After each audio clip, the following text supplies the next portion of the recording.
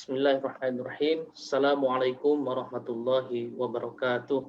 Waalaikumsalam warahmatullahi wabarakatuh.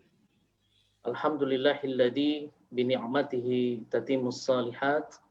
Allahumma salli wa sallim wa barik ala nabiyyina Muhammadin wa ala alihi wa ashabihi wa man tabi'ahum bi ihsanin ila yaumiddin. Alhamdulillah, Bapak Ibu, sahabat-sahabat Majelis Taklim Ashabul Hijrah rahimani wa rahimakumullah. Alhamdulillah kita panjatkan puji serta syukur kehadirat Allah Subhanahu wa taala karena atas izinnya alhamdulillah kita dikumpulkan kembali di dalam satu majelis taklim, majelis ilmu yang alhamdulillah pada malam hari ini kita sudah bersama guru kita kembali Ustadz Agung Cahyadi LC MA Hafizahullah taala. Semoga Allah Subhanahu wa taala selalu menjaga beliau. Insya Allah kita akan lanjutkan pembahasan fikih ibadah kita di bab sholat, sifat sholat Nabi, yang pada bulan lalu kita sudah sampai di rukun-rukun sholat, dan insya Allah di kesempatan kali ini kita akan lanjutkan pembelajaran kita mengenai wajib-wajib sholat. Begitu Ustaz ya? Insya Allah. Ya, baik. Untuk mempersingkat waktu, tafadhol Ustaz. Kita mulai. Bismillahirrahmanirrahim. Assalamualaikum warahmatullahi wabarakatuh. Alhamdulillahirabbil alamin. Ghafiriz dzambi wa qabilit taub, syadidil iqabi dzit tauli, la ilaha illa huwa ilaihil masir. Asyhadu an la ilaha illallah wahdahu la syarikalah wa asyhadu anna Muhammadan abduhu wa rasuluh. Allahumma salli wa sallim ala nabiyyika Muhammad wa ala alihi wa sahbihi wa man da'a bi da'watihi wa sara ala nahji ila yaumiddin. Amma ba'du fa yaqulu subhanahu wa ta'ala fi muhkami tanzilih, ya ayyuhalladzina amanu taqullaha wa qulu qawlan sadida yuslih lakum a'malakum wa yaghfir lakum dzunubakum wa man yuti'illaha wa rasulahu faqad faza fawzan 'azima. Baik Bapak Ibu sekalian, ikhwah wa rahimakumullah. Alhamdulillah kita bersyukur kepada Allah yang pada malam hari ini telah kembali berkenan untuk menyatukan kita dalam satu majelis yang mulia ini. Mudah-mudahan Allah SWT berkenan untuk meridhoinya dan mencatat upaya kita ini sebagai bagian dari ibadah kita yang mudah-mudahan nantinya bisa menambah beratnya timbangan kebaikan kita insyaallah. Allahumma amin. Baik Bapak sekalian, kita masih dalam bab sholat ya. Jadi sholat atau ibadah-ibadah yang Allah wajibkan dalam rukun Islam itu ada aturannya, aturan mengikat. Yang aturan itu ada yang sifatnya yaitu aturan minimal yang hanya dengannya sah. Tapi ada aturan yang sifatnya ideal yang akan menyempurnakan meskipun kalau ditinggalkan tidak membatalkan. Nah, kita akan telah bahas dulu rukun sholat. Rukun sholat itu aturan minimal itu. Jadi hanya dengannya saja sholat akan sah. Satu dari rukun itu kita tinggalkan maka nggak sah. Itu rukun. Nah, sekarang kan bahas tentang wajib sholat. Apa bedanya? Beda wajib dan sholat itu sebenarnya dalam kaitan dari sisi aspek amalnya sama. Dia adalah bagian dari aktivitas sholat itu. Bagian dari aktivitas sholat itu. Kalau syarat sebelumnya ini aktivitas sholat. Cuman kalau rukun itu ditinggalkan batal langsung, kalau wajib tidak. Kalau dia lupa, cuman menyebabkan nggak sempurna saja. Tetap dia sah. Nggak sempurna. Nah, kalau ingin sempurna, maka kalau kita nggak wajib, agar sempurna dengan sujud sahwi. Maka sujud sahwi itu fungsinya jabrus sholat. Menyempurnakan yang nggak sempurna. Sahnya sah tapi nggak akan sempurna dengan sujud sahwi. Itu kalau ditinggalkan wajib sholat. Nah wajib sholat itu ini ada perbedaan istilah saja ya tentunya. Kalau jumhur itu kan sunnah namanya wajib. Kalau Syafi'iyah namanya sunnah abad namanya. Sunnah abad itu istilah saja. Tapi anunya sama, esensinya sama. Jadi ketika ini dikerjakan tentunya akan menyempurnakan sholat. Kalau lupa meninggalkan sholatnya sah tapi nggak sempurna, Kalau ingin sempurna, maka sujud sahwi. Nah, apa saja wajib syarat itu? Pertama, membaca Al-Quran. Minimal satu ayat yang sempurna maknanya setelah surat Al-Fatihah pada rakaat pertama dan kedua. Kalau yang ketiga, keempat itu boleh. Boleh. Kalau yang rakaat pertama, kedua wajib. Dan minimal satu ayat yang mempunyai makna sempurna. Maka nggak boleh satu ayat yang nggak punya makna sempurna. Soalnya potongan-potongan asal di awal itu alif lam mim yasin nun al-qalam nggak sah. Minimal satu ayat. Itu wajib yang pertama. Yang kedua yaitu membaca tasmi, sami Allahul mahmidah, dan tahmid Rabbana lakal hamdu Rabbana wal hamdu ketika bangkit dari ruku. Nah, ini kalau berjamaah yang baca tasmi-nya itu imam, makmumnya meneruskan tahmid saja. Jadi, sami Allahul liman hamidah, maka dikeraskan, maka makmumnya Rabbana lakal hamdu atau Rabbana wal hamdu hamdan katsiran thayyiban mubarakan fi barna ali kama yuhibbu Rabbuna wa yardu, atau Rabbana wal hamdu mil'us samawati wal ardi musyam. Ada beberapa contoh, tapi itu pilihan ya, contoh beberapa pilihan aja. Cuman minimal sampai Rabbana lakal hamdu atau Rabbana walakal hamdu. Tasmi'nya itu wajib. Kemudian yang berikutnya adalah membaca zikir ruku. Zikir ruku itu bukan rukun, maka rukuknya rukun. Kalau nggak rukuk nggak sah, tapi kalau zikirnya wajib saja. Sehingga apa, kalau ditinggalkan atau lupa sah. Yang penting rukuknya. Nah, zikir ruku itu sangat banyak yang Nabi contohkan ya. Yang insya Allah saya tuliskan nanti di bawahnya, nanti kurang lebih yang sahih itu saya perhatikan ada sirah tujuan. Di antaranya subhana rabbiyal azim, atau tambah wa bihamdihi, ada subuhun qudusun rabbul malwaru, ada subhanakallahumma hamdika allahumma gfirli. Ada beberapa yang sudah insya Allah saya tuliskan di bawahnya. Nah, berapa kali? Minimal satu. Minimal satu. Yang baik 3, tapi nggak ada batas maksimal. 20 kali pun boleh. Jadi sekali lagi minimal 1 kali, 3 sempurna, lebih dari itu juga baik-baik saja. Karena intinya sebetulnya pada saat rukuk itu ada waktu yang mustajab untuk doa, dan ada beberapa doa dalam rukuk yang Nabi ajarkan. Berikutnya sama membaca zikir sujud. Nah, zikir sujud lebih banyak lagi Nabi. Sampai Nabi ada sekitar 13-an yang sahih saja.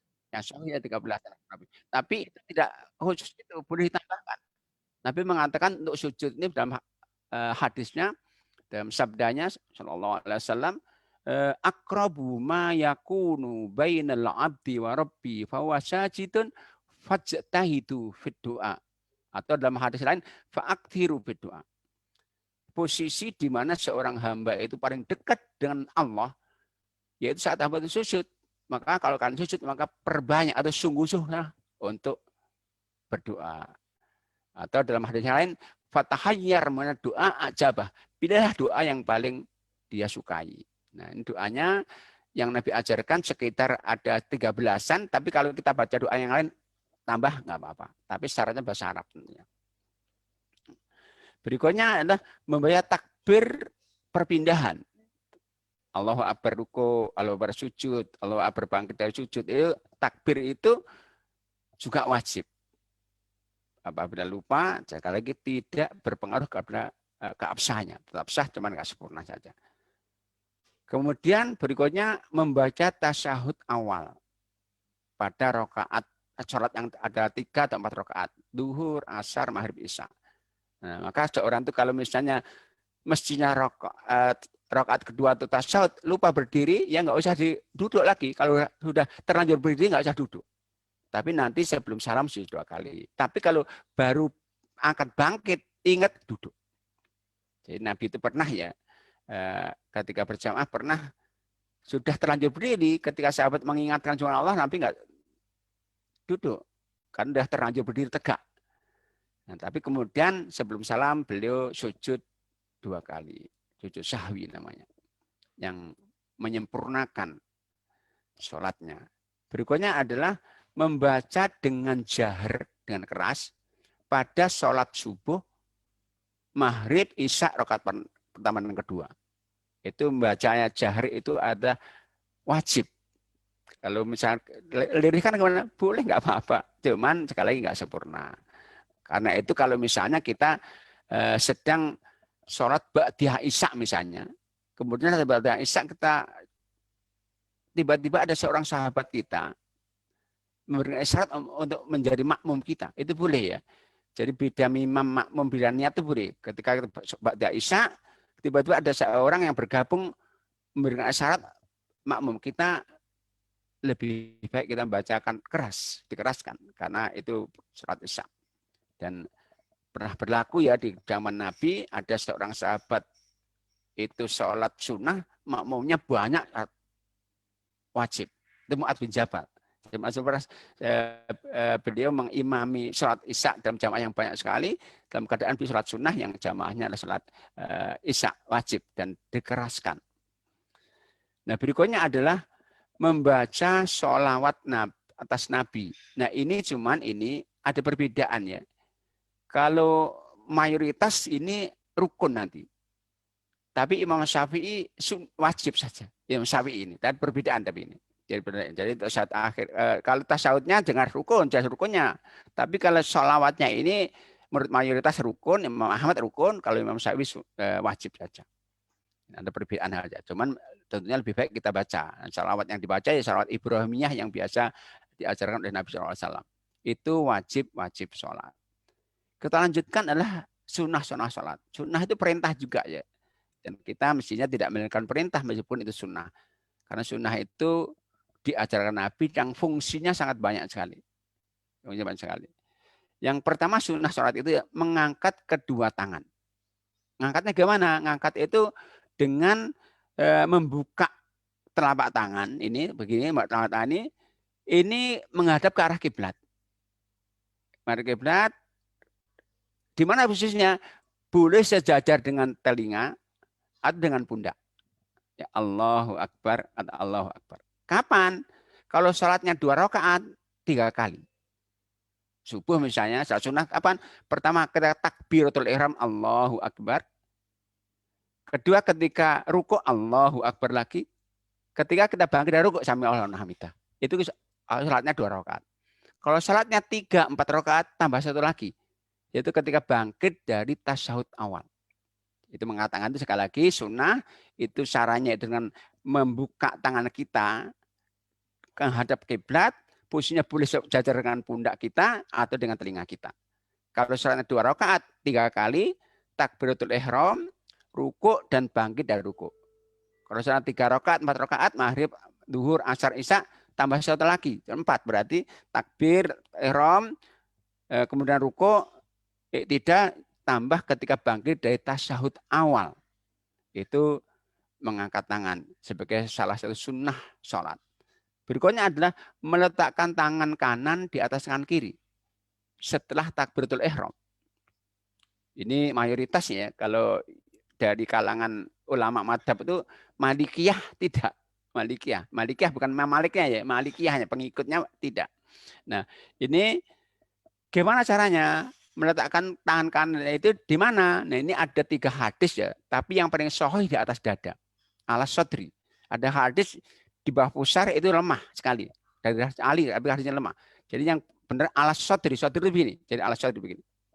Gimana? Di mana cara posisinya itu bisa? Jadi bisa Nabi itu biasanya pergelangan begini. Boleh juga begini di atas telapak tangan. Bahkan boleh begini. Tapi sekali lagi yang sering dipakai yaitu dengan meletakkan tangan itu di atas kiri kanan di atas kanan itu pergelangan sehingga tangan yang di atas memegang tangan kirinya. Ini salah satu sunnah sholat yaitu meletakkan tangan kanan di atas kiri setelah takbiratul ihram. Kemudian sunnah berikutnya membaca doa iftitah. Itu sangat banyak doa iftitah yang diajarkan ya. Ya banyak sekali. Kalau di Indonesia itu kan ada trademarknya itu Muhammadiyah diri tapi itu pilihan saja yang sekali lagi boleh memilih boleh ganti-ganti. Contohnya kadang-kadang Allahumma ba'id baini, kadang-kadang Allahu akbar kabiro, walhamdulillah katsiro, kadang-kadang subhanakallahumma. Nah, saya tuliskan insyaallah saya tuliskan di itu beberapa pilihan doa iftitah yang sunnah dibaca setelah takbiratul ihram. Baik salat wajib atau salat sunnah. Yang tidak ada salat jenayah saja. Kalau jenayah tidak ada iftitahnya, tapi kalau salat wajib sunnah itu ada. Tapi sunnah ini menurut ulama kita ada yang wajib. Ada perbedaan nih. Ada wajib, ada yang sunnah. Dalam sholat wajib atau sholat sunnah sama saja. Berikutnya adalah membaca ta'awud atau isti'adah. A'udzubillahi minasyaitonir rajim. Kapan? Itu setelah iftitah hanya pada rakaat pertama saja. Jadi Allahu Akbar begini, kemudian subhanakallahumma bihamdika atau Allahu Akbar kabiro, walhamdulillah katsiro, wa kemudian baru a'udzubillahi minasyaitonir rajim, baru kemudian baca Fatihah. Jadi ta'awud. Rakaat kedua tidak langsung baca Fatihah. Berikutnya adalah membaca amin sehabis selesai Al-Fatihah. Al-Fatihah kan 7 ayat ya, mulai bismillah 1 sampai waladhdallin ke-7. Nah, sunnahnya baca amin. Amin itu panjang ya. A-nya panjang, min-nya panjang. Amin. A-nya 2 harokat, min-nya bisa sampai 6 harokat. Karena ada beberapa yang pernah kita dengar itu bacanya salah. Ada amin atau amin, salah. Jadi yang benar amin. Kalau amin, A-nya panjang, pendek, berarti orang yang aman. Kalau amin, A-nya pendek, min-nya panjang, orang terpercaya. Ini amin artinya ya Allah kabulkan doaku. Kabulkan doanya. Allah mustajib artinya. Nah, baca itu amin. Nah, ini dibaca keras saat salat jahriyah dan lirih ketika salat yang tidak dikeraskan salat jahriyah. Nah, manfaatnya di antara fadilahnya Nabi mengatakan man wafaqo ta'minuhu ta'minal malaikati ghufira lahu ma taqaddama min dzambi. Barang siapa yang bacaan aminnya berbarengan dengan bacaan amin malaikat, maka bacaannya itu akan menjadi penghapus dosa-dosa dia. Salah satu fadilah dari baca amin ini. Kemudian sunnah berikutnya adalah, nah ini ada perbedaan ya. Ketika kita turun dari sujud, mana yang kita dahulukan, lutut kita atau telapak tangan? Hadisnya begini, kata Nabi, fala yabruk kama yabrukil ibilu. Kalau kalian turun dari berdiri untuk sujud, maka jangan turun sebagai turunnya unta. Nah, unta itu kalau duduk sama sapi, sama kerbau, sama kambing, sama. Dahulu mana? Yang pasti dahulu kaki depannya, nggak mungkin ada kiri kaki belakangnya. Nah, di sini ada perbedaan ulama. Imam Syafi'i mengatakan kalau kita harus nggak sama dengan unta, karena Nabi perintah itu berarti kita dahulukan lutut kita. Logikanya adalah kalau kaki depan sama dengan tangan. Nah, kalau unta mendahulukan kaki depan berarti mendahulukan tangan. Nah, kita nggak boleh sama unta, berarti lutut kita. Itu Imam Syafi'i ya. Syafi'iyah. Tapi kalau Imam Ahmad tidak. Yang didahulukan kedua tangan. Kenapa? Yang pertama ada satu tambahan riwayat. Fal yadhu yadahi qabla rukbatahi. Hendaknya letakkan kedua tangan sebelum lututnya. Yang kedua secara bahasa. Kalau kita lihat bahasa Arab ya, kamus bahasa Arab, kamus bahasa Arab terbesar itu namanya Lisanul Arab. Itu sampai 35 jilid. Itu di situ disebutkan lututnya unta itu terdapat di kaki depannya. Jadi lututnya unta itu terdapat di kaki depannya. Nah, kalau unta saat turun menurunkan kaki depan berarti menurunkan lututnya. Kita nggak boleh sama, berarti menurunkan kedua tangan kita. Ada perbedaan ini, dan perbedaan itu sekali lagi kita boleh memilih sesuai yang kita yakini dengan hadis-hadis yang kita baca, tapi nggak boleh mengingkari mereka yang beda pilihan dengan kita. Nah, sunnah berikutnya adalah duduk di antara dua sujud dengan posisi iftiros. Jadi saat kita baca Rabbik Firli al-Maghfiri itu, iftiros itu, jadi duduk itu dua cara ya. Ada iftiros tawaruk. Kalau iftiros itu kaki kiri kita duduki. Nah, iftiros. Kalau tawaruk, kaki kiri kita masukkan di bawah kaki kanan kita. Itu tawaruk. Nah, untuk duduk di antara dua sujud itu dengan posisi iftiros. Bukan tawaruk. Nanti kalau duduk akhir, ada perbedaan nanti. Jadi kalau duduk akhir itu ada perbedaannya begini. Kalau Imam Syafi'i itu membedakan antara enggak membedakan semua tasyahud akhir itu dengan tawaruk Imam Syafi'i. Jadi semua sujud sholat itu baik rakaatnya 2, 3, 4 kalau tasyahud akhir tawaruk semua Imam Syafi'i. Kalau Imam Ahmad membedakan. Kalau sholatnya 2 rakaat saja, subuh, sholat sunnah itu iftiros. Tawaruk hanya tasyahud akhir dalam sholat 3 rakaat atau 4 rakaat. Itu Imam Ahmad. Ada perbedaan. Kalau Imam Malik, Imam Abu Hanifah beda lagi. Mereka tawaruk semuanya, satu iftiros semuanya. Ada perbedaan ini. Ini tentang tasawuf ya, duduknya. Kalau untuk di antara dua sujud sepakat sunnahnya iftiros. Berikutnya adalah memberikan isyarat dengan jari telunjuk ketika duduk tasahud. Nah ini fadilahnya kata Nabi, musir setan nih kata Nabi, huwa asyaddu ala syaiton minal hadid. Isyarat telunjuk itu lebih takut dari setan daripada besi. Jadi setan lebih takut isyarat ini daripada besi. Dan musir setan. Nah, kapan ini mulai menghindari syarat? Ada perbedaan kapannya. Mayoritas ketika baca asyhadu alla ilaha illallah baru disyaratkan. Tapi ada yang mulai dari awal. Nah, apakah digerakkan? Ada perbedaan juga. Tapi mayoritas jadi ada yang gerakkan dan gerak. Jadi menggerakkannya perbedaan. Isyaratnya semua sepakat. Yang ini fadilahnya benar. Tapi menggerakkannya ada perbedaan. Cara pun membedakan. Cuman Nabi itu mencontohkan ya, kalau tasyahud itu posisi tangan kanannya dengan posisi menunjuk menggambarkan angka 53. 53 mana? Kalau 53 itu yaitu 5 itu dalam bahasa Arab bunter gini, 5 nih bunter. 3 itu yaitu ada 3 gigi, kemudian ada mana? Jadi lurus kemudian ada 3 gigi. Nah, 53 mana? 53 caranya jadi ibu jari memegang jari tengah. Nah, berarti 5.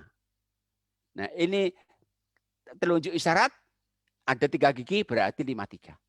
Jadi Nabi kalau tasyahud itu posisi tangan kanannya dengan posisi menunjukkan angka 53, yaitu ibu jari memegang jari tengah, kemudian telunjuknya memberikan isyarat. Nah, ini sunnah yang di antara sunnah-sunnah salat. Berikutnya adalah membaca doa ketika duduk di antara sujud. Jadi zikir ruku, zikir sujud itu wajib ya. Tapi zikir duduk di antara sujud itu sunnah saja. Apa? Allahumma firli warhamni wa'afini wahdini warzuqni. Itu ada 5 versi ya. Mungkin yang hafal bukan ini enggak apa. Ini urutannya ya urutan salah satu hadis, tapi ada 5 versi. Bahkan boleh Rabbi firli 3 kali boleh. Ini Allahumma firli warhamni wa'afini wahdini warzuqni. Ada 5 versi yang saya baca dalam hadis-hadis Nabi SAW untuk doa yang sunnah kita baca di antara 2 sujud itu. Nah, mungkin yang kita pernah hafal bukan ini enggak masalah. Berikutnya adalah membaca doa sebelum salam. Ini doanya juga banyak ini ya. Nanti akan saya tuliskan di bawahnya ada insya Allah. Nanti saat kita baca dzikir kita tuliskan beberapa contoh pilihan doa yang sunnah kita baca sebelum kita salam. Setelah tasyahud akhir, setelah innaka hamidum majid, di antaranya Allahumma inni a'udzubika min adzabi jahannama wa min adzabil qabri wa min fitnatil mahya wal mamat wa min syarri fitnatil masih. Ada lagi Allahumma inni dzalamtu nafsi dzulman katsira fa inna yaghfirudun wa illa anta faghfirli maghfiratan wa indika warhamni innaka antal wahhab. Ada juga Allahumma hasibni hisaban yasir. Ada beberapa doa yang Nabi ajarkan yang insya Allah hadis-hadisnya sahih yang sudah insya Allah tulis, insya Allah akan kita baca nanti pada saat kita membaca dzikir salat. Itu di antara sunnah-sunnah salat. Berikutnya adalah menengok ke kanan ke kiri setelah salam. Salam pertama, salamnya rukun ya. Assalamualaikum itu rukun. Tapi menengoknya itu sunnah. Gimana menengoknya itu sunnahnya? Yang menengok hanya kepala. Badan nggak ikut menengok. Sunnahnya sampai pipi kita kanan dilihat yang di belakang kita. Jadi, Assalamualaikum begini. Pipi kanan lihat. Sama ketika yang kedua Assalamualaikum begini. Badan tidak ikut, enggak begini. Karena ada yang ikut badannya, ini enggak benar. Ada juga itu yang Nabi pernah menegur sahabat dengan menyertakan tangannya. Assalamualaikum. Assalamualaikum. Nabi pernah menegur. Ini perbuatan orang umat sebelum kalian, kata begitu Nabi. Jadi sekali lagi menengok itu sunnah, yang nengok hanya kepala, badan nggak ikut nengok dan tangan juga nggak biar isyarat. Nah, ini sunnah berikutnya ini yaitu meletakkan sutroh. Sutroh itu pembatas ya. Tapi itu hanya untuk imam dan yang sholat sendiri saja. Untuk jamaah nggak ada sutrohnya. Sehingga kalau orang kita sholat sendiri, kita sunnah makanya kalau nggak ada sutroh, kita mendekat ke tembok atau ke tiang sehingga memberikan isyarat kepada orang lain agar mereka tahu kita sedang sholat. Itu hanya bagi imam dan sholat sendiri. Bagi jamaah itu tidak ada sutroh. Maka itu orang itu kalau berjalan di depan jamaah nggak boleh kita tolak, nggak boleh kita halangi. Tapi yang kita halangi itu ketika kita menghalau orang depan sholat itu ketika kita sendiri atau imam. Halauin. Bahkan Nabi suruh dorong kalau maksa. Itu sholat sendiri. Kalau jamaah nggak boleh menghalau. Itu pernah terjadi ya ketika di Mina. Abdullah bin Abbas radhiyallahu anhu itu pernah terlambat dalam jamaah. Ketika datang setelah kemudian menyincang mengikat kendaraannya, kemudian dia berjalan di atas sof karena yang kosong cuma di arah sana berjalan di atas sof. Dan itu sahabat nggak ada menghindari karena memang untuk jamaah itu nggak ada sutrohnya. Nah, itu hal-hal yang sekali lagi sunahkan dalam sholat. Nah, berikutnya hal yang diperbolehkan, bahkan bisa termasuk sunnah ini. Termasuk sunnah. Sunnah tapi tidak sunnah yang sebagaimana kita sebutkan tadi memang sunnah itu mutlak sifatnya, ini enggak mutlak sifatnya. Tapi sunnah. Sifatnya kondisional. Apa itu pertama? Menggendong anak kecil. Ketika kita enggak gendong, khawatir dia akan mengganggu. Nabi pernah menggendong Umamah. Ketika diri digendong, ketika sujud diletakkan. Boleh. Hadisnya Bukhari Muslim. Yang kedua adalah melangkah ke arah kiblat. Misalnya di depan kita ada yang batal keluar sof. Kemudian depan sudah merapat semuanya. Nah, ada 01 nih kita melangkah. Meskipun lebih 3 langkah juga apa-apa. Diriwayatkan dalam hadis yang riwayat Abu Dawud, Tirmidzi, Nabi itu pernah sholat di rumahnya, sholat sunnah tentunya ini. Kemudian Aisyah ngetok-ngetok pintu. Nabi ternyata berjalan untuk buka pintu itu. Kemudian setelah buka, Aisyah masuk, dia mundur lagi, melanjutkan sholatnya. Tanpa membatalkan sholatnya. Nah itu melangkah. Jadi ke arah kiblat ya tapi ya. Kalau nggak arah nggak boleh. Berikutnya adalah menghalau orang lewat di depannya. Bagi yang sholat sendiri, dan bagi yang imam. Tapi kalau jamaah sekali lagi tidak boleh menghalau. Nah, hadisnya sahih Bukhari Muslim. Berikutnya ada membunuh hewan yang membahayakan. Kalau dicontohkan hadis itu akrab al-hayyah, yaitu kalajengking dan ular. Nah, membunuh kalajengking ini bisa jadi lebih dari 3 pukulan, yang 1 enggak mati, 2 enggak mati. Ini Nabi suruh membunuh. Nah, sama kalau ada nyamuk misalnya mengganggu gigit kita, bunuh saja nggak masalah. Karena kalau nggak bunuh mungkin kita gatal atau gimana gitu. Maka boleh dibunuh. Berikutnya adalah membaca mushaf ketika sholat, tapi dalam sholat sunnah saja. Ketika kita ingin baca ayat panjang belum hafal. Jadi sahabat banyak itu, termasuk Aisyah. Aisyah itu ketika beliau sholat sunnah, saat beliau belum hafal Al-Quran, beliau membaca mushaf. Tapi saya sampai sekarang berusaha mencari, belum pernah mendapatkan, pernah terjadi dalam salat wajib. Jadi semua contoh yang saya baca adalah itu salat sunnah semuanya, di mana sahabat itu membaca mushaf saat sholat. Untuk salat wajib ada perintah Nabi begini, faqra ma tayassara minal Quran. Bacalah yang mudah yang kau baca, yang bisa kau baca. Nah, maka enggak perlu baca mushaf, mestinya begitu yang wajib. Karena yang contohkan oleh para sahabat itu adalah salat sunnah semuanya. Nah, itu di antara ya beberapa yang diperbolehkan, bahkan bisa menjadi sunnah ketika dalam kondisi tertentu. Berikutnya ada mengingatkan imam apabila salah. Ya, kalau itu imamnya itu salahnya itu gerakan, maka dengan subhanallah bagi laki-laki, kalau perempuan dengan tepuk tangan.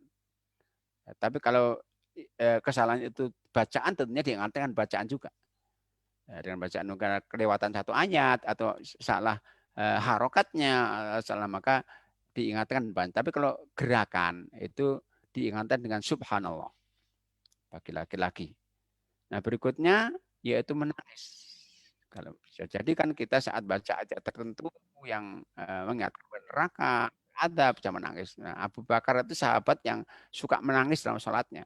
Maka ketika Nabi itu ada udzur syar'i, misalnya jarang sakit, Nabi dalam kesibukan yang tertentu, biasa ya Abu Bakar itu suruh jadi wakil beliau, jadi imam.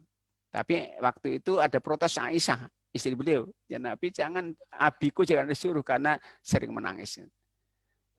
Tapi ternyata Nabi enggak, dibolehkan. Berarti boleh. Berikutnya ada membaca hamdalah ketika bersin.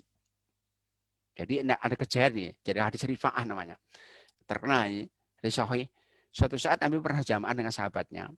Nah ini ada seorang laki-laki sahabat hamdalah bersin. Baca hamdalah panjang sekali. Alhamdulillah hamdan katsiran thayyiban mubarakan fi mubarakan alai kama yuhibbu rabbuna wa yarda. Dibaca. Nah, setelah salat selesai, Nabi kemudian setelah tanya siapa? Kalau sahabat mengatakan saya, Nabi mengatakan tadi ada berapa malaikat itu, berapa puluh malaikat bergegas untuk mengangkat kebaikanmu ke langit, laporkan. Nah, berarti boleh. Yang enggak boleh itu menjawabnya ya. Alhamdulillah yarhamukallah enggak, yang bersin saja tentunya, yang membaca hamdalah. Nah, itu beberapa hal yang diperbolehkan. Intinya begini, intinya semua gerakan-gerakan meskipun banyak dalam sholat itu boleh selama itu untuk kesempurnaan sholat. Gendong, membunuh binatang membahayakan, menghalau, itu kan gerakan banyak untuk kesempurnaan sholat.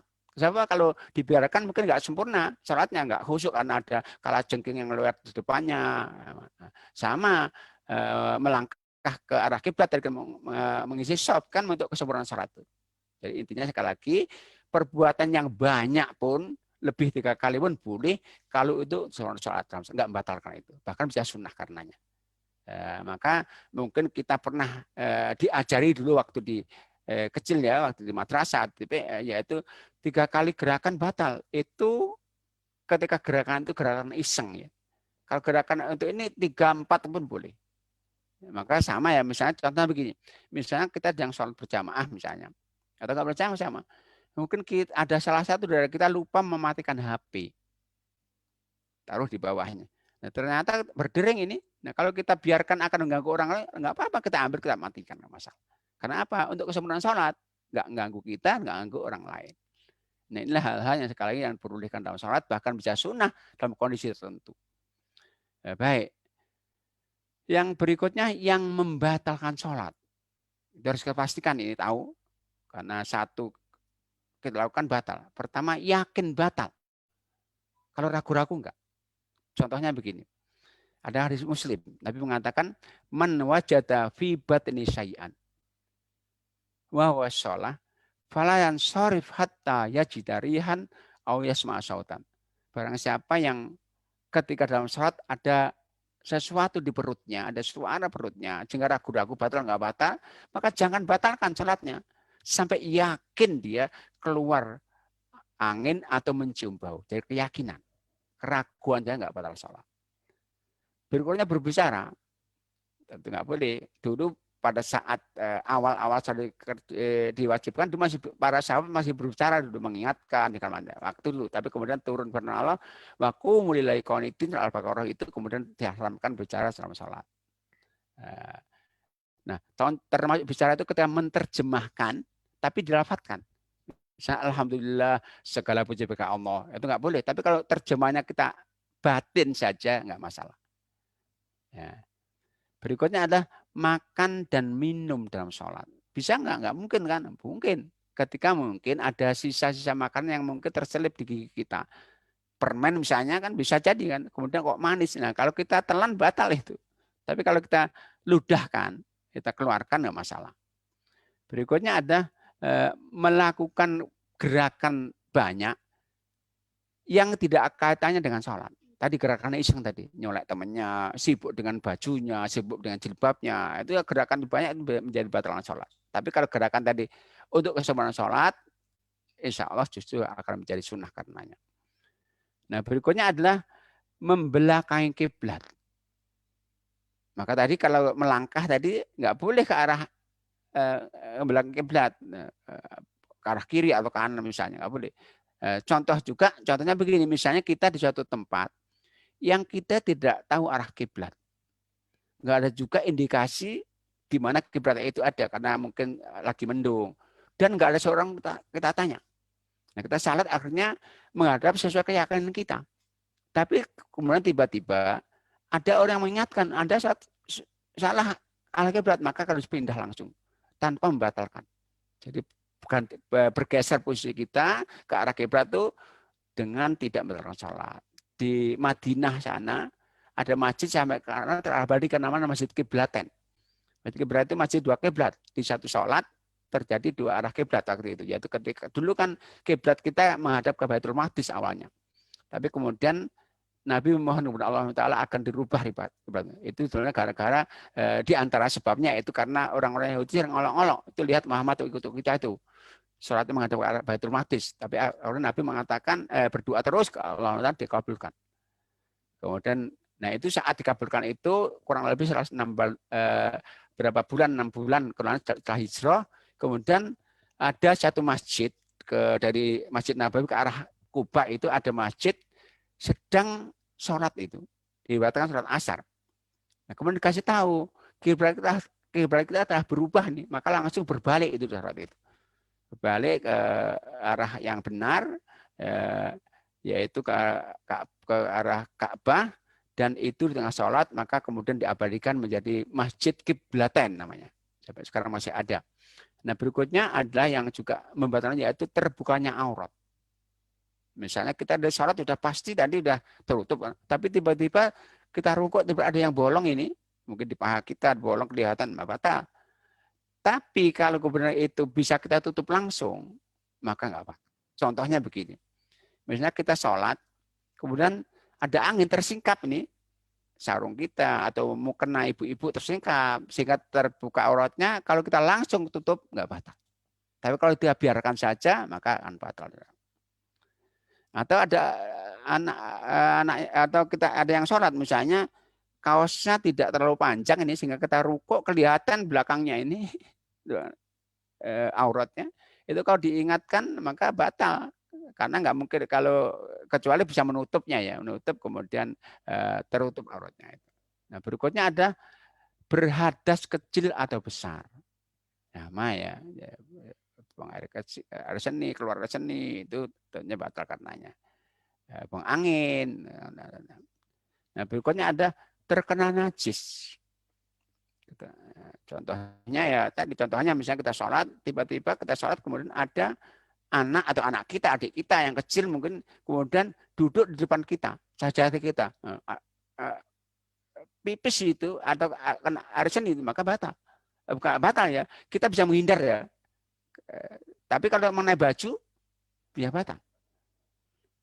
Tapi kalau mengenai bagian dari pakaian kita misalnya, kaos kaki misalnya, dan kita bisa membuang najis itu, maka boleh kita teruskan tanpa membatalkan salat. Jadi ada kasus begini. Nabi itu Shallallahu Alaihi Wasallam dengan sahabat radhiyallahu anhum, ketika mereka sholat pada musim dingin, mereka biasa pakai khuf. Khuf itu kaos kaki yang terbuat dari kulit yang tipis sekali untuk menahan dingin. Nah, suatu saat karena berjamaah, Nabi pernah di tengah-tengah jamaah Nabi melepas khufnya yang dipakainya kemudian dilemparkan di sebelah kiri depannya. Nah, sahabat yang di saf pertama melihat lepas juga. ikut juga. Nah, ketika sholat selesai, Nabi rupanya tahu tadi ada beberapa sahabat juga melepas kaos kakinya. Tanya, kenapa Anda lepas? Ya, Nabi kan kami melihat Anda melepas, kami pun ikut Anda. Maka kemudian Nabi menjelaskan, tadi di tengah sholat, Jibril alaihissalam memberitahu aku bahwa khufku itu najis, mau aku lepaskan. Dan Nabi ternyata nggak membatalkan sholatnya. Karena apa? Dengan dibukanya khuf itu tidak membuka aurat beliau. Kecuali kalau mbak aurat misalnya mau kena najis nggak mungkin kan, tapi kaos kaki saja insya Allah bisa dibuang saja kaos kaki itu, dan insya Allah akan tidak terbuka auratnya dengan terbukanya kaos kaki itu. Nah, berikutnya adalah terbahak-bahak dalam sholat, mentakoh-koh, tapi kalau tersenyum saja nggak masalah. Berikutnya adalah pingsan, gila ataupun otomatis ya. Bahkan ini wudhu pun batal kok, apalagi sholatnya. Nah, berikutnya adalah merubah niat dari sholat satu ke sholat yang lain. Contohnya begini, kita sholat duhur niatnya adalah Allahu Akbar. Tiba-tiba mestinya asar nih, nggak boleh, harus batalkan, memulai lagi niat baru lagi. Tapi kalau merubah niat dari sholat munfarid sendiri menjadi sholat jadi imam boleh. Maka kalau kita misalnya sholat sendiri, misalnya tiba-tiba yang berisyarat itu, Pak, kita rubah dari kita sholat sendiri menjadi posisi jadi imam, itu boleh. Kalau dari sholat satu ke sholat yang lain nggak boleh. Duhur, asar, maghrib ke isya nggak boleh. Nah, berikutnya adalah meninggalkan rukun tanpa diqadha, tanpa diulangi. Contohnya seorang yang misalnya sholat sujud pertama langsung berdiri. Ingat, oh tadi belum duduk nih, langsung turun lagi untuk mengulangi. Sholat Allahu Akbar, baca Fatihah, langsung sujud, nggak rukuk. Ingat langsung. Tapi kalau kita teruskan batal. Contoh begini lagi, jamaah misalnya dalam jamaah. Setelah jamaah itu kalau mendahului imam batal ya. Gerakan dari imam batal. Barengi makruh. Soalnya kita mengikuti. Misalnya begini, sedang berjamaah, kemudian sujud, setelah imam sujud, kita dengar Allahu Akbar. Kita langsung merespon, langsung kita duduk. Ternyata imam kita masih sujud. Ternyata ucapan Allahu Akbar dari masjid sebelah misalnya. Maka kalau kita nunggu, batal. Kalau kita langsung sujud lagi, gerakan imam nggak batal. Nah, tapi karena mendahului gerakan imam itu batal. Tapi kalau kita itu karena nggak tahu, kemudian kita langsung kembali lagi, maka nggak batal. Nah, itu yang membatalkan mendengar rukun tanpa diqadha. Kalau syarat, kalau udzur ada ya. Kalau syarat kalau udzur boleh. Contohnya begini, kita sholat nggak ada air, nggak ada debu bersih di penjara atau rumah, itu syarat tanpa wudhu boleh. Sholat tanpa menutup aurat kalau nggak ada sama sekali penutup aurat boleh. Udzur syar'i ada udah boleh.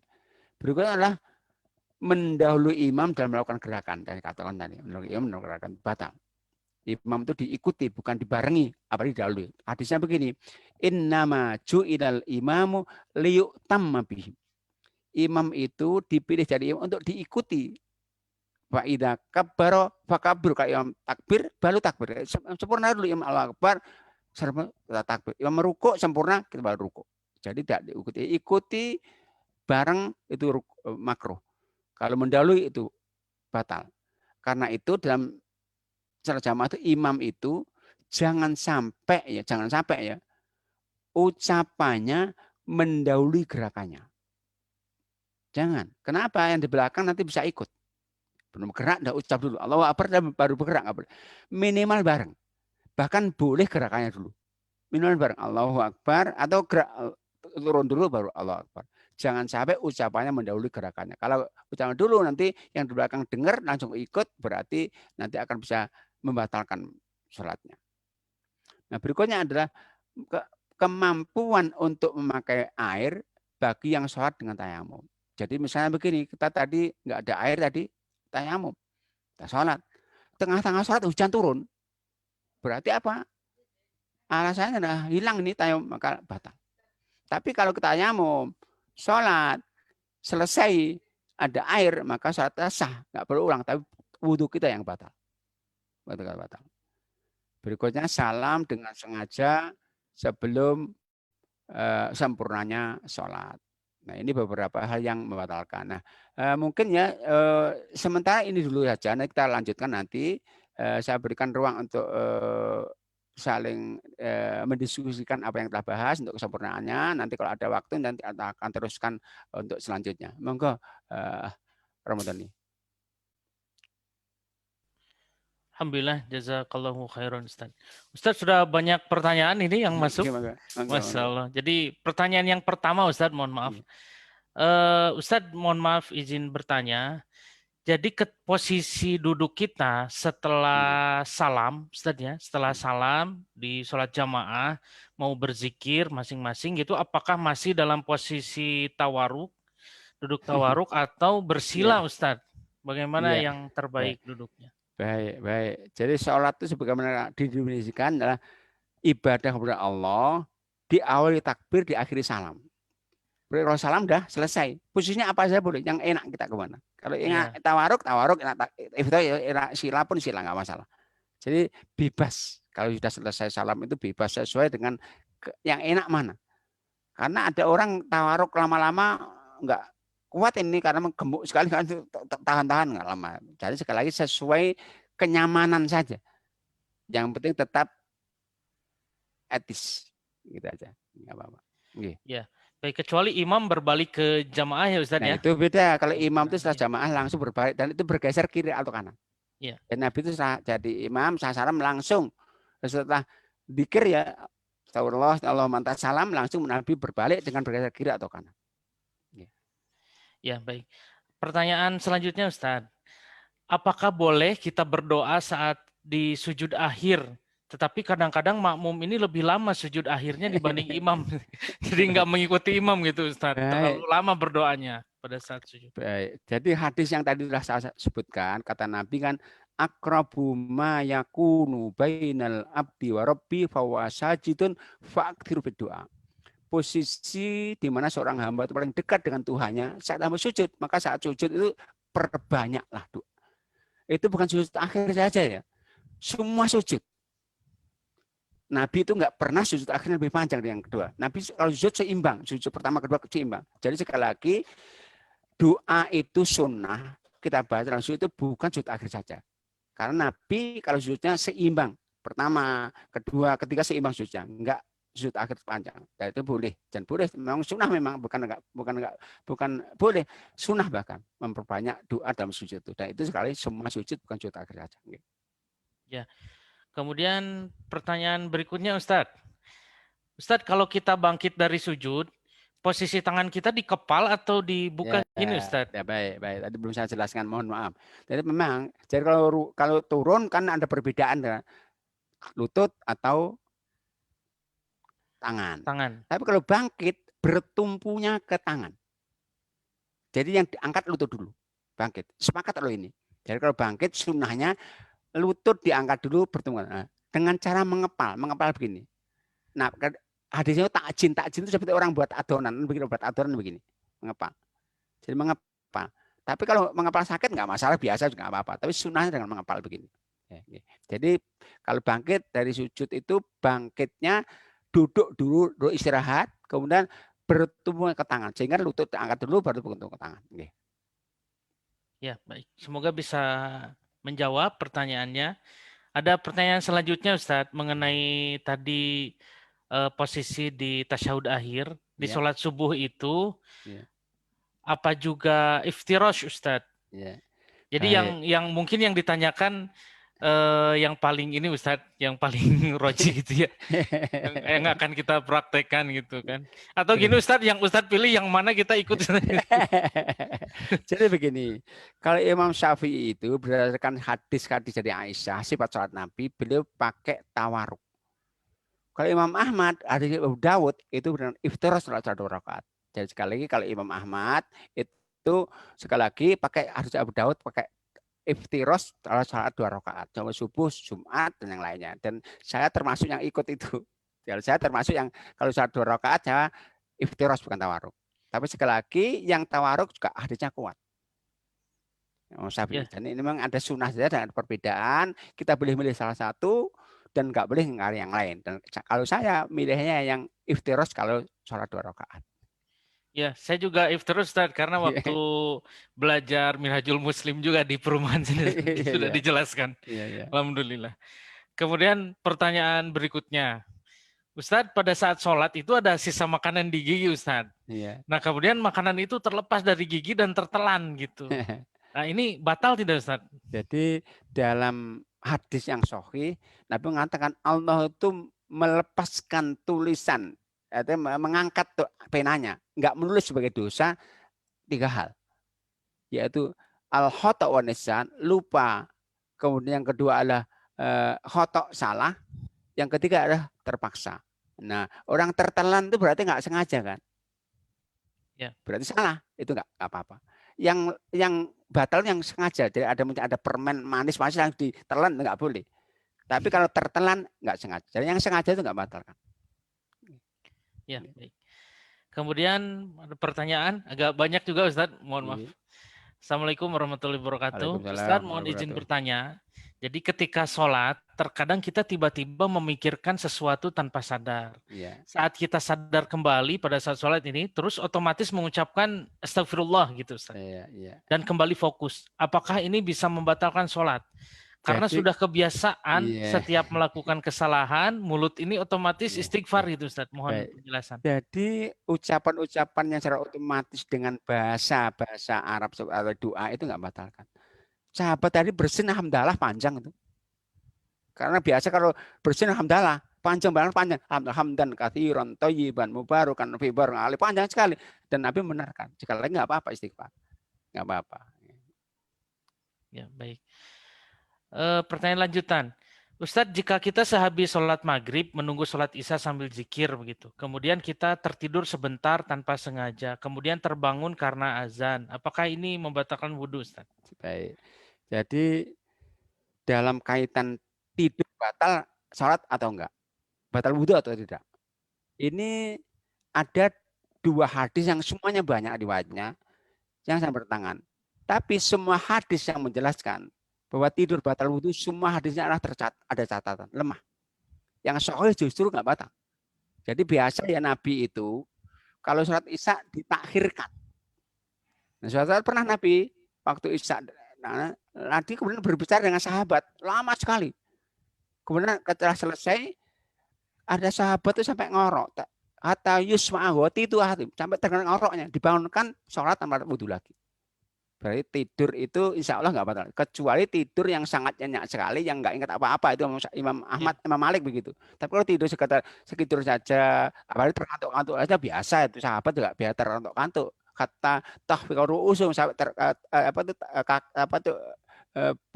kepalanya itu nunduk sahabat itu kalau menunggu isya itu, karena Nabi mentakhirkannya, nggak batal insya Allah. Menyambung sedikit Ustadz, pada saat di masjid ini kita sedang kajian gitu Ustadz. Kajian ini belum selesai, masuk waktu sholat isya. Kita sebaiknya azan dulu gitu Ustadz, apa gimana Ustadz ya? Benar. Jadi azan itu kan disyariatkan sebagai pemberotan masuknya waktu sholat. Nah kalau udah waktu isya, berhentikan dulu azan. Lanjutkan lagi kalau jadi kajiannya boleh dilanjutkan, boleh, misalnya dimundurkan tadi gitu. Dimundurkan saja, adanya dahulukan karena adzan itu pemberotan waktu sholat. Kasihan nanti yang samping-samping nunggu-nunggu yang enggak ke masjid kan nunggu-nunggu adzan ini. Ya. Maka enggak apa-apa, kajiannya diakhirkan enggak apa-apa, tapi adzannya tetap di waktunya. Ya, baik. Kemudian masih ada pertanyaan lanjutan?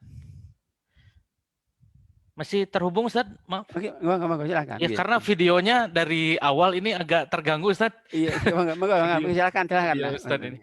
Baik, Assalamualaikum Ustadz. Mau tanya, apabila sholat berjamaah pada sujud terakhir, makmum sujudnya itu lebih lama sedangkan imam sudah tasyahud akhir yang tadi ini menyambung yang tadi. Iya tadi ya, benar. Apakah itu diperbolehkan atau tidak gitu? Bukan, nggak perbolehkan, nggak boleh. Dimakruhkan, bukan nggak boleh. Kalau sampai ke rukun berikutnya itu kan masalah batal. Karena apa? Nabi mengatakan innama ju'il imam liyutamma bi. Imam diajarkan untuk diikuti. Maka faida kabro kabiru, kalau yang takbir segera ikut takbir. Maka kalau memperlambat diri itu menjadi makruh hukumnya. Nah, bahkan kalau itu sampai imam sampai rukun berikutnya, Imam Syafi'i batal. Contohnya begini, karena sujudnya lama atau bukan sujud lama ya, mungkin i'tidalnya lama atau duduknya lama, imam saya berganti rukun berikutnya. Kalau Imam Syafi'i batal itu. Tapi mayoritas tidak, cuman makruh, jadi makruh hukumnya. Makruh itu lawannya sunnah ya. Sunnah itu langsung ikut. Lamban-lamban berarti menyalahi sunnah, berarti jadi makruh kan. Ya, baik. Pertanyaan selanjutnya Ustaz. Assalamualaikum Ustaz. Soal sewaktu kita tahiyat, kan tangan kanan itu telunjuk tangan kanan itu tegak. Ya. Jadi beliau ini melihat ada yang digerakkan, ada juga yang menunjuk saja. Jadi yang benar itu yang mana Ustaz? Jadi memang segini, sekali lagi isyaratnya semua sepakat. Gerakannya diperbedakan. Gerakannya karena ada hadis ya dari Wa'il Hujr.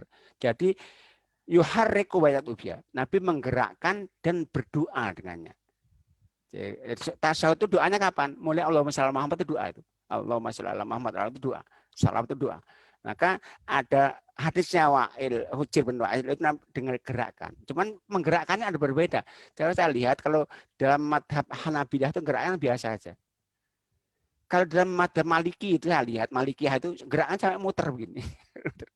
Tapi Syafi'i tidak. Yang saya asyhadu alla ilaha illallah dan kemudian berdiam ke isyarat saja Imam Syafi'i. Turunnya nanti ketika innahu najid baru turun nanti. Ya. Kemudian pertanyaan selanjutnya Ustadz. Pada saat sholat berjamaah, ternyata bacaan imam ini kurang baik Ustadz. Beberapa kesalahan di tajwid. Apakah perlu mengulang sholat atau cukup membenarkan bacaan tersebut dalam hati begitu Ustadz? Bagaimana? Baik. Jadi kalau kesalahan imam itu dalam Fatihah ya, yang kesalahan itu merubah maknanya batal, nggak boleh ikut. Kalau merubah maknanya. Tapi kalau kesalahan itu bukan dalam Fatihah dan kesalahan itu merubah makna, nggak sampai batal. Karena Fatihah itu rukun, sementara ayat bukan rukun. Sebab apa? Jadi kesalahan tajwid itu bisa membatalkan, bisa tidak. Contohnya begini, yang tidak membatalkan. Contohnya mat itu ada dua, ada mat jaiz, mat wajib. Mat wajib kan minimal 4 harokat. Mat jaiz 2 julih. Contohnya la a'budu ma ta'budun. Itu mat jaiz munfasil namanya. Minimal 2 harokat. La a'budu lah cukup. Tapi kalau nggak dibaca dotnya rusak. La a'budu ma ta'budun. Itu tajwidnya hilang. Artinya berubah ini. Aku akan menyembah berhala kalian. Maka itu bisa membatalkan kan. Dan sekali lagi kalau yang baca Fatihah itu bisa batal. Kalau kesalahan itu sampai merusak maknanya. Misalnya an'amtu alaihim. Padahal amta itu. An'am itu kan saya yang memberikan nikmat berarti. Berarti batal itu. Kalau itu karena merusak makna. Tapi kalau tidak sampai misalnya waladhdallin hanya dibaca itu nggak sampai 5 rakaat ya waladhdallin itu 2 rakaat itu kan menyalahi tajwid tapi nggak merubah makna, nggak batal insyaallah.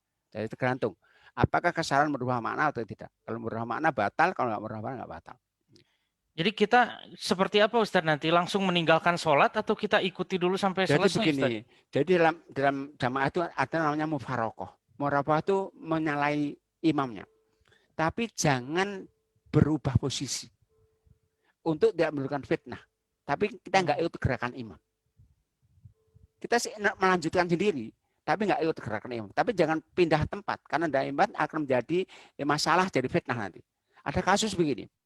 Mu'ad bin Jabal itu pernah. Mu'ad Jabal itu hafid ya. Imam dan jamaah besar itu di kampungnya. Suatu saat pernah setelah Fatihah baca soal Baqarah 2 juz lebih. Ada sahabatnya nggak siap. Akhirnya mendahului dia. Tapi nggak pindah tempat. Tapi gerakannya nggak imam. Nah ketika sholat selesai Mu'ad marah. Tapi setelah sampai ke Nabi yang dimarahi Mu'ad. Jadi kalau kita tahu imam itu batal, nggak sah, kita nggak boleh ikut. Contohnya begini, contohnya kita berimam dengan seorang pemuda pakai kaos. Nah, kaosnya tuh nggak terlalu panjang, sehingga kita rukuk auratnya terbuka ini. Nah, kita membenarkan jauh nih, maka kita nggak boleh ikut karena tahu imam itu nggak sah. Nah, tapi jangan pindah tempat, nanti akan menimbulkan fitnah. Di tempat situ saja, tapi kita nggak ikut gerakan imam. Mufarokoh namanya. Ya baik. Ustadz, pertanyaan lanjutan Ustadz. Nggih. Assalamualaikum. Waalaikumsalam Mana yang lebih warahmatullahi utama, doa ketika sujud atau di akhir sholat sebelum salam? Ya. Jadi ya. Kedua-duanya waktu mustajab. Tapi Nabi sekali lagi yang secara eksplisit itu dalam sujudnya. Karena dia jelas. Akrobu mayak. Posisi yang paling dekat itu sujud. Tapi sekali lagi Nabi juga mengajarkan kita untuk doa. Tanya lagi Nabi. Ditanya oleh sahabat, ya Rasulullah, ayu doa asma, doa yang paling Allah dengarkan kapan? Nabi mengatakan duburos sholawat di belakang sholat fardu sebelum salam. Itu dua-duanya sekali waktu mustajab nih. Kalau kita milih dua-duanya kalau bisa lakukan semuanya. Dua-dua lakukan semuanya. Jangan satu-satu. Kalau milih satu karena waktunya pendek mungkin lebih baik sujudnya. Tapi sebaiknya dua-duanya dilakukan. Ya. Kemudian pertanyaan selanjutnya, ketika berdoa saat sujud itu kan kita tidak diperbolehkan membaca Al-Quran, Ustaz. Ya. Bolehkah berdoa secara atau menggunakan bahasa Indonesia gitu ya? Jadi para ulama nggak bolehkan ya. Sholat dengan bahasa selain Arab itu nggak boleh. Ya. Doa Quran itu nggak boleh memang. Nabi mengatakan begini, ala wa inni nuhitu an al-Quran wa ana raki'un sajidun. Ketahuilah, aku larang baca Quran saat rukuk atau sujud. Cuman begini, Quran mengajarkan kita banyak doa ya. Rabbana atina, Rabbana ighfir lana wa li ikhwanina sabaquna iman, Rabbana hab lana. Itu kalau kita baca niatnya doa nggak masalah. Bukan niatnya baca Quran. Niatnya betul, bukan niat baca Quran. Kalau niat baca Quran nggak boleh. Makruh itu. Tapi kalau niatnya doa nggak masalah. Misalnya kita ingin mendoakan keluarga kita. Nggak apa-apa. Rabbana hab lana min azwajina. Niatnya bukan baca Quran, niatnya doa. Nggak masalah. Ya, itu dibacakannya dengan sir atau jahar, Ustaz? Sir, cuman digerakkan lisan kita. Ya. Gerakkan lisan. Baik, kemudian pertanyaan terakhir mungkin insya Allah. Setelah salam dan zikir, ada yang melakukan sujud sambil membaca subhanallah walhamdulillah wala ilaha illallah wallahu akbar. Itu boleh nggak Ustaz? Baik, itu kesalahan penafsiran ya. Jadi memang tadi ada hadis begini. Kata Nabi, sekali saya ulang lagi, aqrabu ma yakunu bainal abdi wa rabbi fa sajidun. Posisi seorang hamba paling dekat dengan Allah saat hamba sujud. Nah, ini ada penafsiran. Berarti kalau doa sujud saja enggak ada. Saat sujud sholat itu doa. Tapi enggak ada doa dengan sujud, enggak ada. Maka beberapa orang itu, saya sudah pernah tanya itu, kenapa Anda sujud lagi? Bersyukur saya. Kan sujud, doa sujud baik sekali. Tapi bukan dalam doa dengan sujud, tapi saat sujud kita doa gitu loh. Maka itu salah ketika setelah salam doa lagi dengan sujud enggak ada. Ya, baik. Pertanyaan di chat sudah selesai. Oh, ada Pak Adi Pak Adi tadi sudah mengetik. Mungkin ada pertanyaan tambahan, silakan dari Bapak Ibu bisa diketikkan atau dari Ikhwan bisa raise hand untuk menyampaikan pertanyaan secara langsung, bisa. Seperti itu.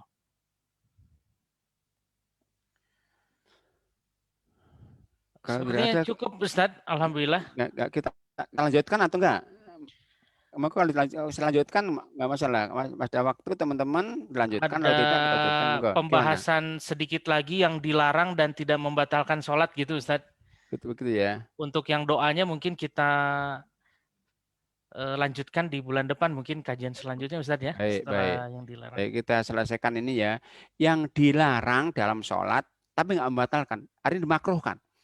Artinya karena makruh itu juga dilarang. Berarti kita mestinya nggak melakukannya. Apa pertama al-ikhtisar. Al-ikhtisar itu apa sih? Meletakkan tangan di pinggang ya. Malangkai orang Jawa. Nggak aneh memang. Itu nggak boleh. Tapi nggak batal kan. Yang kedua melihat ke atas. Sholat itu sunnahnya mata melihat ke atas sujud. Jadi sekali lagi sholat itu diri yang lihat sujud, rukuk yang tempat sujud. Maka kalau rukuk itu jangan lihat kaki ya, yang lihat sujud. Perubahan itu hanya saat tasahud. Saat tasahud itu mata kita melihat ke jari kita kalau isyarat tadi. Jadi saat sholat itu menghadap mata kita melihat tempat sujud, kecuali saat tasahud melihat telunjuk kita. Nah, melihat ke atas, ke depan itu boleh nggak? Boleh tapi nggak disunahkan, nggak batalkan. Dilarang ini, dilarang, dimakruhkan. Maka itu dalam Islam itu menghiasi masjid itu makruh hukumnya. Karena apa? Sering merusak konsentrasi orang gitu. Seperti Masjid Nabawi itu kan banyak itu hiasan, para ulama sering menyindirnya itu ya. Cuman karena itu masalah politik nggak bisa saja. Berikutnya adalah melihat sesuatu yang mengganggu sholat. Ya, maka itu sekali lagi Nabi itu kalau sholat ya nggak pernah pakai baju bergambar, bertuliskan. Polos, putih, hijau. Bahkan Nabi punya baju merah.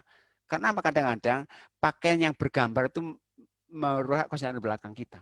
Nah, kadang-kadang bapak-bapak itu kalau sarung itu yang tulisannya itu di bawah dibaca tuh atlas, hajah duduk. Karena kan baca. Makanya jauhkan itu. Karena apa? Kasihan di belakang kita nggak terganggu itu nanti. Terganggu. Baik. Berikutnya bahkan katanya sajadah baru mengganggu kita loh ya.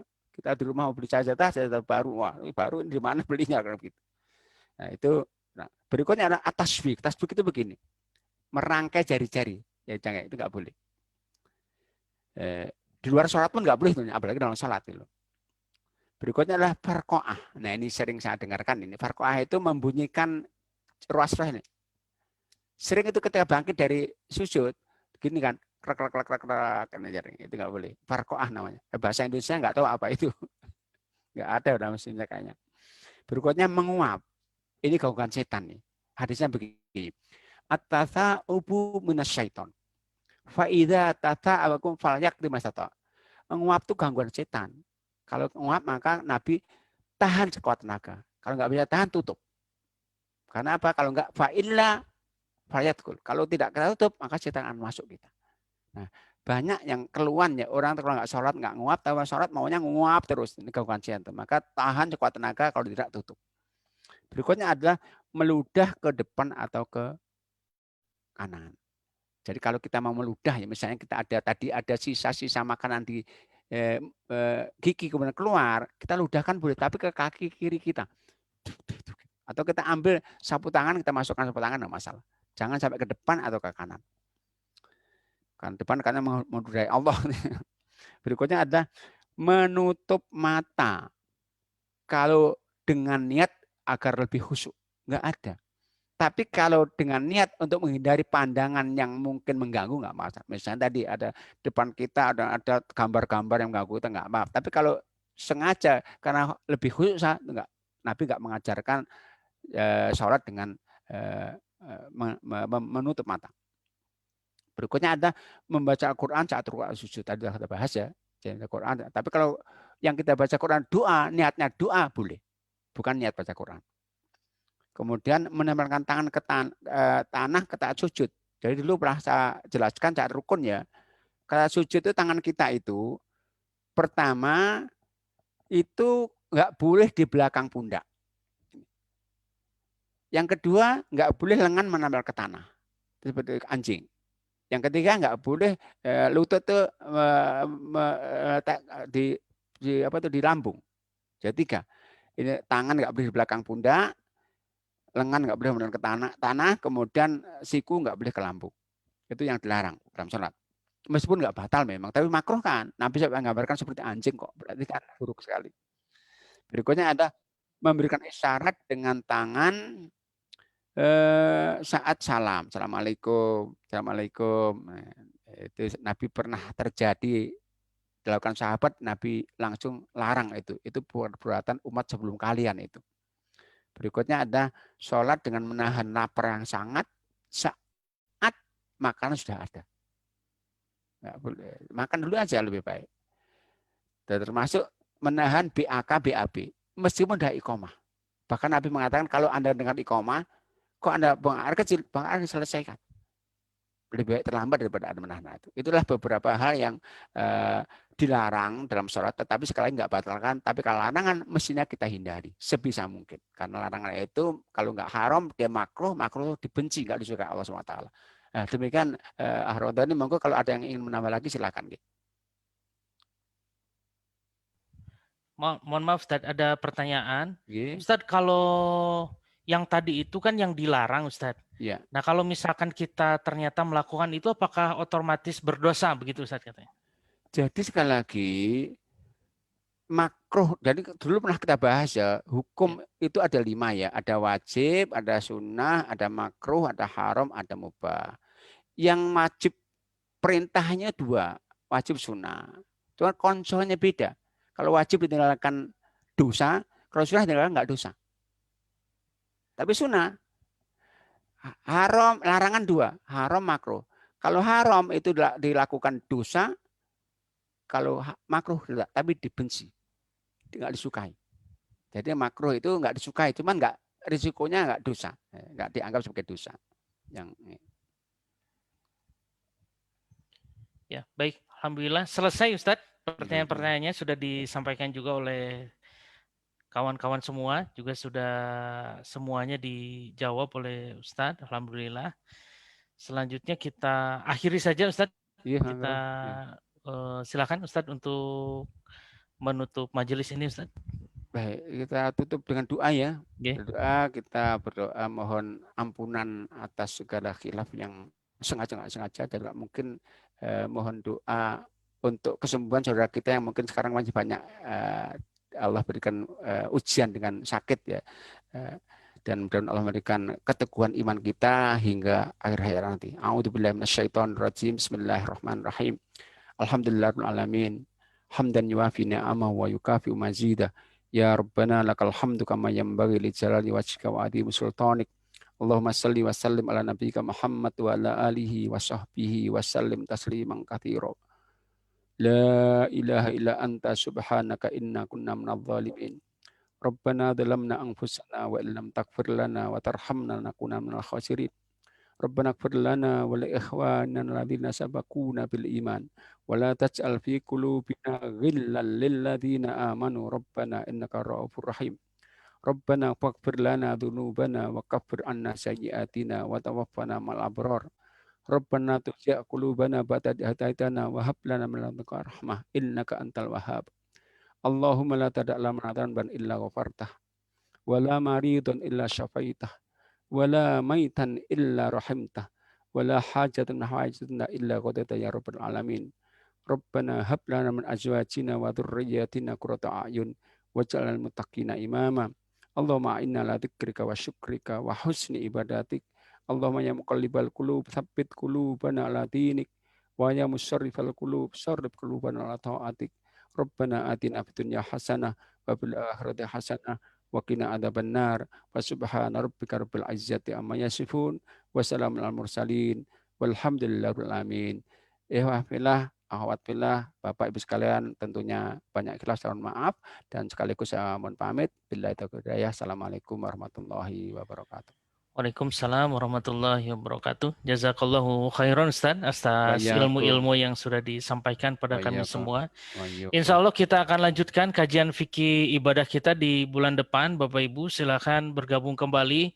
Tidak kalah pentingnya karena kita akan masuk ke dalam doa-doa yang sesuai sunnah atau bacaan-bacaan sholat yang sesuai sunnah. Jadi kita periksa kembali Ustadz ini. Siapa tahu ada yang masih belum tepat itu bacaan sholatnya berbahaya. Seperti itu. Baik, terima kasih Ustadz. Ya, Mama. Jazakumullahu khairan pada Bapak Ibu. Mohon maaf atas segala kekurangan pada saat kajian ini. Insya Allah kita berdoa kepada Allah semoga dimudahkan kembali untuk menuntut ilmu bersama guru kita Ustadz Agung Cahyadi LCMA Hafidhahullah Ta'ala. Jadi kita berdoa semoga beliau dijaga oleh Allah Subhanahu wa Ta'ala. Baik, terima kasih. Assalamualaikum warahmatullahi wabarakatuh. Waalaikumsalam warahmatullahi wabarakatuh.